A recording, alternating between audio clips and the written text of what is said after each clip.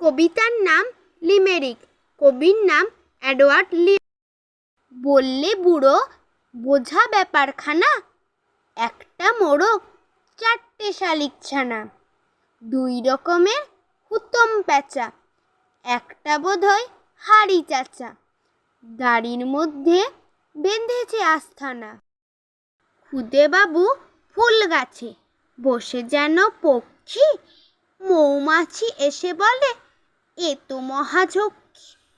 মধু খাবো সরে যাও, বাবু বলে চোপড়াও। তুমি আছো বলে গাছে বসবে না লক্ষ্মী। যেইখানে যেই বই আছে পাখি সম্বন্ধে, মন দিয়ে পড়ি সব সকাল সন্ধে।